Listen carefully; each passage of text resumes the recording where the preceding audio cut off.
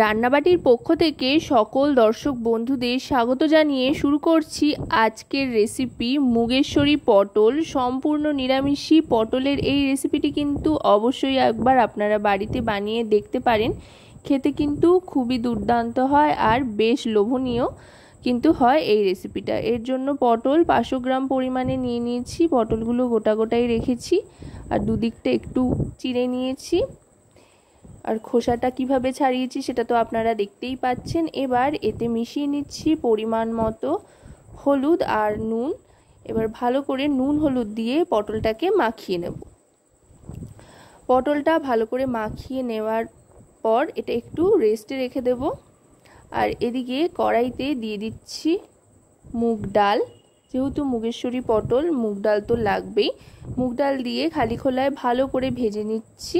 আর লক্ষ্য রাখতে হবে যাতে লালচে রং না ধরে, অথচ খুব সুন্দর একটা ভাজা ভাজা গন্ধও আসে। তারপর মুগ ডালটা নামিয়ে নিয়ে জল দিয়ে ধুয়ে জলে ভিজিয়ে রাখতে হবে বেশ খানিকক্ষণের জন্য। চাইলে আপনারা কাঁচা মুগ ডালও ভিজিয়ে রাখতে পারেন, তবে এভাবে ভিজিয়ে রাখলে কিন্তু টেস্টটা বেশ একটু অন্যরকম হয়।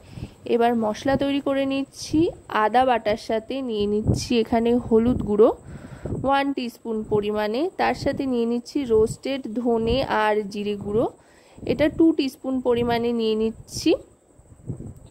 আর এবার নিয়ে নিচ্ছি Kashmiri red chili powder 1 teaspoon পরিমাণে, আর তার সাথে নিয়ে নিচ্ছি পরিমাণ মতো লবণ।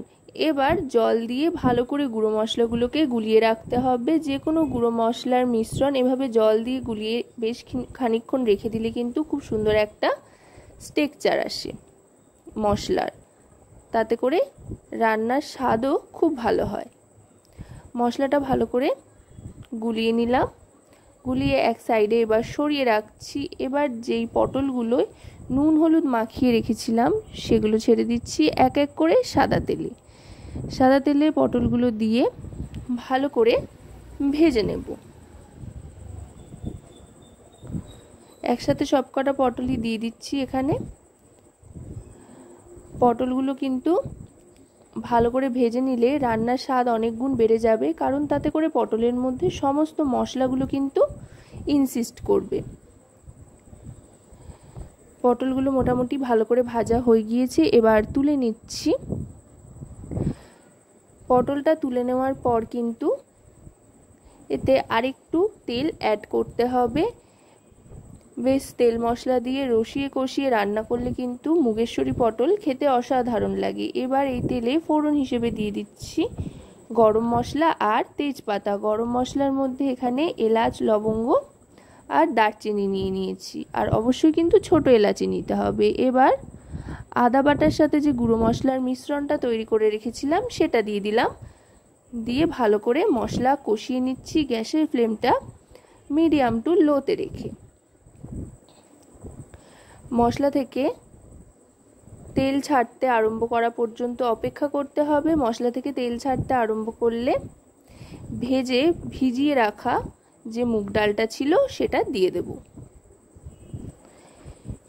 মুগ ডালটা দিয়ে এবার মশলার সাথে ভালো করে মিশিয়ে নেব। এই সময় কিন্তু গ্যাসের ফ্লেমটা একেবারে লোতে রাখতে হবে যাতে মশলা লেগে না ধরে কড়াইতে। ভালো করে ডালটা মশলার সাথে মিশিয়ে নিয়ে দিয়ে দিচ্ছি জল। জল দিয়ে বেশ খানিকক্ষণ রান্না করে নেব, মোটামুটি 30 থেকে 40 সেকেন্ডের মতো। আর একটু জল দিয়ে দিচ্ছি। জল দিয়ে এবার গ্যাসের ফ্লেমটা লোতে রেখেই ঢাকনা চাপা দিয়ে দেব মুগ ডালটা সেদ্ধ হওয়ার জন্য। মুগ ডালটা অর্ধেক সেদ্ধ হয়ে আসলে ঢাকনা সরিয়ে নিয়ে 2 থেকে 3 মিনিট বাদে গ্যাসের ফ্লেমটা লো থাকা অবস্থাতেই একবার দেখে নিতে হবে ডালটা ঠিকঠাক সেদ্ধ হয়েছে কিনা। তারপর এতে দিয়ে দিতে হবে ভেজে রাখা পটলগুলো। পটলটা দিয়ে আরও আরেকবার ভালো করে মিশিয়ে নিয়ে কিন্তু ঢাকনা চাপা দিয়ে দিতে হবে। এতে করে পটলটাও ভালো করে সেদ্ধ হয়ে যাবে আর ডাল সেদ্ধ হওয়া যতটুকু বাকি রয়েছে সেটাও কিন্তু হয়ে যাবে। ডালটা মোটামুটি এখানে 70% কিন্তু সেদ্ধ হয়ে গিয়েছে। আর কিছুটা বাকি রয়েছে, তাই কয়েকটা কাঁচা লঙ্কা চেরা দিয়ে আবার ঢাকনা চাপা দিয়ে দেব ডাল আর পটল একসাথে সেদ্ধ হওয়ার জন্য।